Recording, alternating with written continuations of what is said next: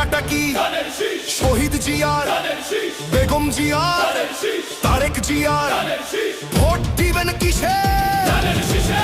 ধানের শীষের জয় হবে নিশ্চয়।